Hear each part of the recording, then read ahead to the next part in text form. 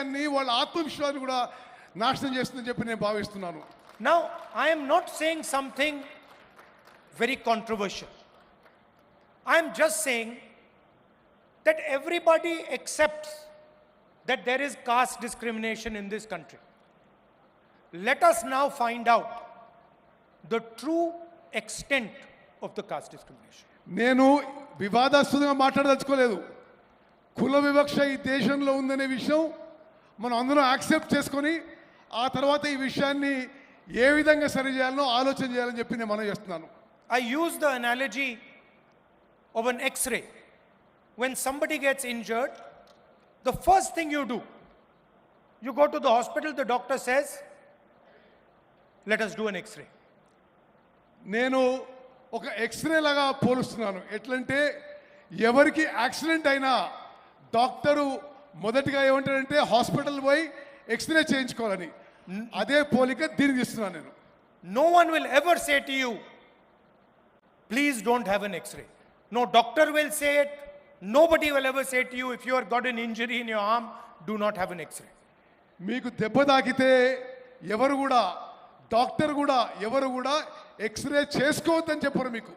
In fact, if some doctor were to tell you that I suspect that your arm is broken, but you should not have an X-ray, you will say that the doctor is crazy. ఒక doctor మీకు మీ చెయ్యి ఇరుగుండొచ్చు కానీ మీరు x ray చేసుకోవద్దు అని చెప్తే ఆ doctor పిచ్చోడు అనుకుంటాం మనం. The doctor does not understand the basics of medicine. అంటే ఆ డాక్టర్కి మెడిసిన్ యొక్క బేసిక్స్ అని చెప్పి స్పష్టమవుతుంది. And that is all I am saying.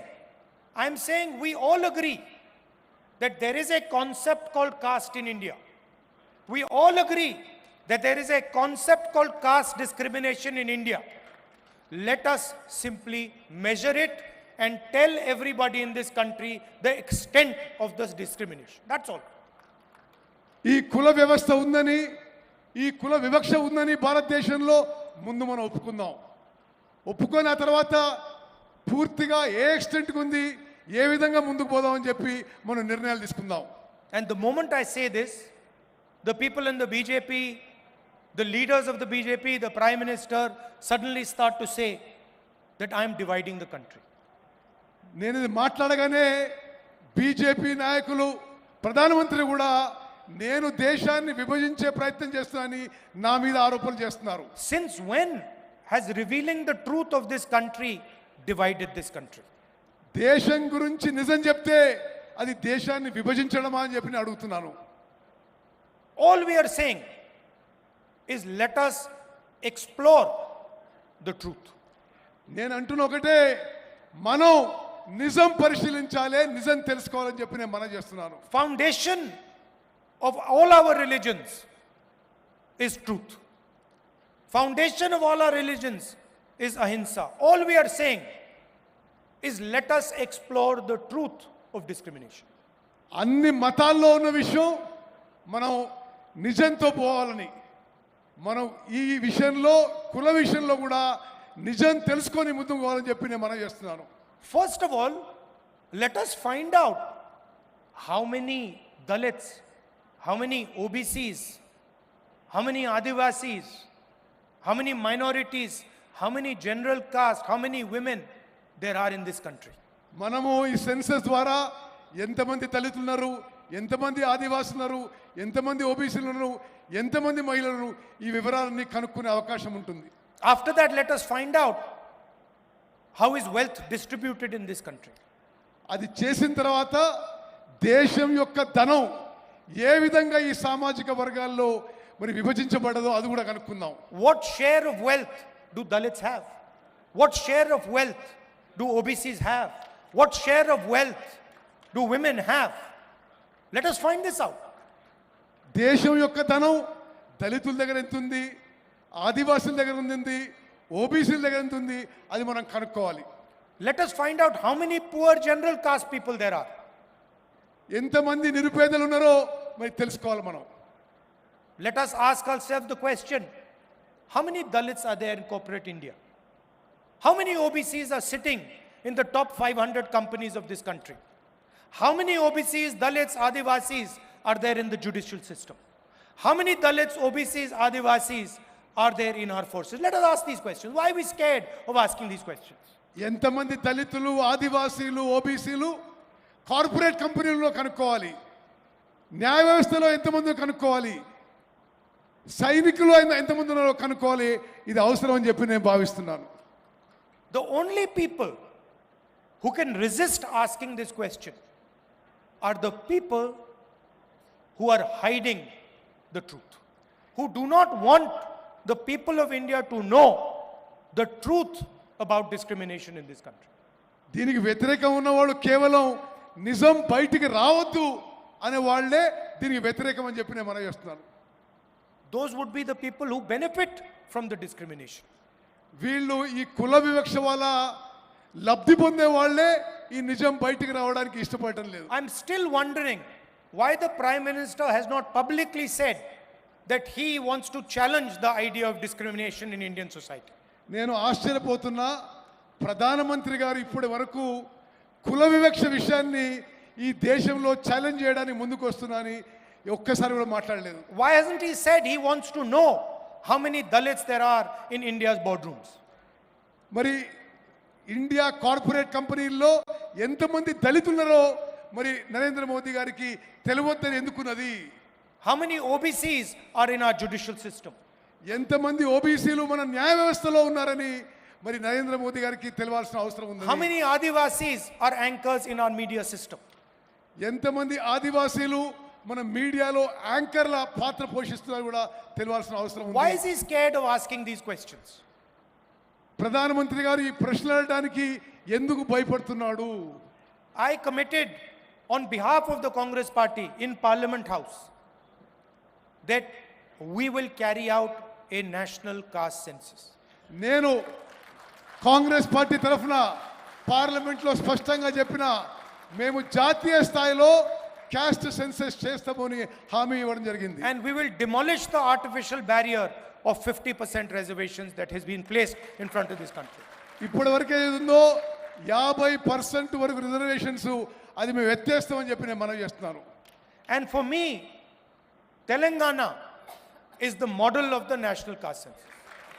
నాకు తెలంగాణలో జరుగుతుంది జాతీయ స్థాయిలో కాస్ట్ సెన్సస్ కి ఇదే మోడల్ గా నేను భావిస్తున్నాను. And I think I'd like to thank the leadership of Telangana because they have done a truly beautiful thing in this process. Telangana నాయకత్వాన్ని మనస్ఫూర్తిగా అభినందిస్తున్నాను. ఈ ఎక్సర్సైజ్ లో చాలా బాగా ముందుకు పోవాలని చెప్పి నేను మనవి చేస్తున్నాను. And when I was coming here in the car, I was thinking to myself, we do not want a bureaucratic caste census. నేను కారు వచ్చి అనుకున్నా బ్యూరోక్రసీ ద్వారా చేసే క్యాస్ట్ సెన్సస్ మాకు వద్దు. We don't want some bureaucrat sitting in some corner somewhere to decide the questions that the caste census will ask our people. ఏ బ్యూరోక్రాటో అధికారియో ఆ caste census లో ఏ questions అడగాలని వాళ్ళు డిసైడ్ చేయొద్దని చెప్పి నేను భావిస్తున్నాను. Because in fact this will be an insult to the people of India. అది తెలంగాణ ప్రజలను అవమానించమని చెప్పి నేను భావిస్తున్నాను. We want the people of India to ask and decide what questions are going to be asked in the census. మేము సామాన్య ప్రజలు నిర్ణయం చేయాలి ఏ ప్రశ్నలు అడగాలి ఏ ప్రశ్నలు అడగాలని చెప్పి. We want the Dalits, the OBCs, the Adivasis, women, we want them to decide exactly what questions are going to be asked. నేను కోరుకునేది దళితులు ఆదివాసీలు ఓబీసీలు వీళ్ళు నిర్ణయం చేయాలి ఎటువంటి ప్రశ్నలు అడగాలని చెప్పి నేను. And as a result we will not just get a caste census, we will get a political instrument, a developmental instrument that will define how this country will progress. అయితే దాని ద్వారా కులగణనే కాదు అభివృద్ధికి ఏ విధంగా ముందుకు పోవాలి, రాజకీయాలు ఏ విధంగా పోతే రాజకీయాలు ఏ విధంగా ముందుకు పోవాలని ఒక మార్గం ఏర్పడుతుందని చెప్పి నేను భావిస్తున్నాను. Please understand that what we are designing here is not simply a caste census. What we are designing here is the system of governance of the future of this country. మేము ఇక్కడ చేస్తుంది క్యాస్ట్ సెన్ససే గారు రానున్న తరాలకి మరి ప్రభుత్వాలు ఏ విధంగా ముందుకు పోవాలి, అడ్మినిస్ట్రేషన్ ఏ విధంగా ముందుకు పోవాలి అది మేము డిసైడ్ చేస్తున్నాం చెప్పి నేను మనం చేస్తున్నాను. Some time back I was talking to one of the world's experts on equality. కొన్ని రోజుల క్రితం నేను ప్రపంచంలోనే సమానత్వం గురించి ఒక ఎక్స్పర్ట్ తో మాట్లాడుతున్నాను. He is one of the world's experts, economists. He is one of the world's experts. I'm not going to say his name, but he is one of the top experts on economy. ఆర్థిక విషయాల్లో ప్రపంచంలోనే ఒక expert తోనే మాట్లాడడం జరిగింది. On inequality. అసమానత్వం గురించి నేను ఈ ఎక్స్పర్ట్ తో మాట్లాడడం జరిగింది. And he said to me, Mr. Gandhi, do you realize that India is one of the most unequal countries on the planet? ఆయన నాతో ఏమంటే, గాంధీ గారు మీకు తెలుసా ప్రపంచంలోనే భారతదేశంలో ఎక్కువ అసమానత్వం ఉందని చెప్పి ఆయన చెప్పడం జరిగింది. And he gave me a presentation on how India is one of the most unequal societies on the planet. అతను నాకు ప్రెజెంటేషన్ ఇచ్చాడు.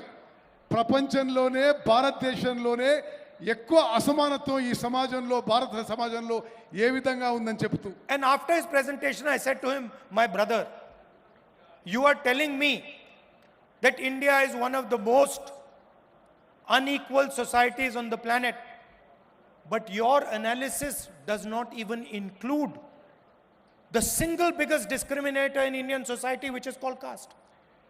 నువ్వు చెప్పిన విషయాలు విన్నా కానీ నీ ప్రెజెంటేషన్లో భారతదేశంలో అతి ఎక్కువ అసమానత్వం కుల వివక్ష గురించి మాట్లాడలేదు. So in fact your analysis hugely underestimates the inequality in Indian society. మీ విశ్లేషణ భారతదేశంలో ఉన్న అసమానత్వం ఇంకా ఎంత భారీగా ఉందో కూడా మీ విశ్లేషణ కూడా లేదని చెప్పి నేను మనం చేస్తున్నాను.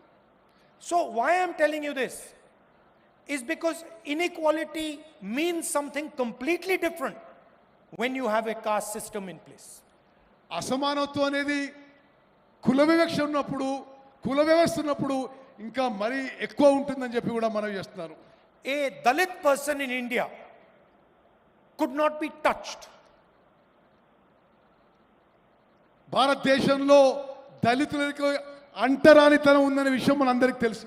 Do you realize the level of inequality that person would feel if society is not allowed to touch him? సమాజంలో ఒక వర్గంలో అతన్ని ముట్టడానికే వీల్లేదంటే ఎంత అసమానత్వం ఉండిందో గమనించాలి. This does not exist anywhere else. ఇది ప్రపంచంలో ఎక్కడ లేదు.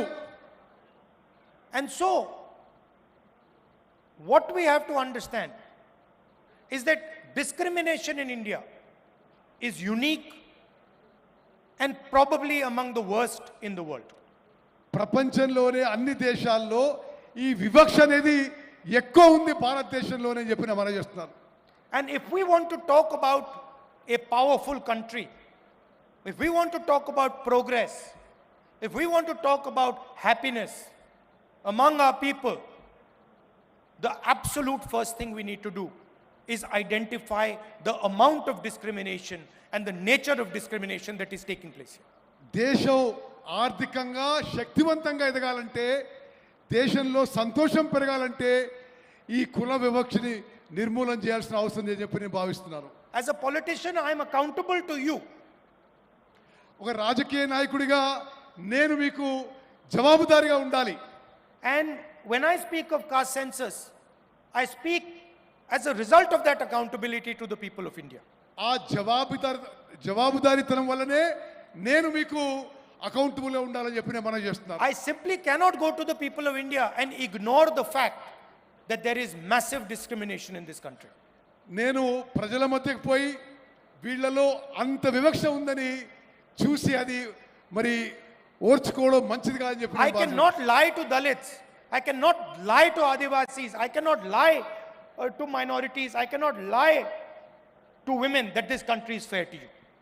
దళితులకి, ఆదివాసీలకి, ఓబీసీలకి, మహిళలకి ఈ కంట్రీ మీకు సమానంగా ఉంటుంది, మీకు ఫేర్ గా ఉంటుందని చెప్పలేకపోతున్నాను. Other people may be able to lie to you about it. I cannot lie to you about it. నేను ఆ విధంగా అబద్ధాలు చెప్పలేకపోతున్నాను. So I am fully committed to ensuring not only that caste census happens in Telangana, but that Telangana becomes the model for the caste census in the country. నేను తెలంగాణలో కులగణన చేయించడానికే కాదు, భారతదేశానికే Telangana role model కావాలని నేను ప్రయత్నం చేస్తున్నాను. I am sure there will be some shortcomings in our caste census in Telangana.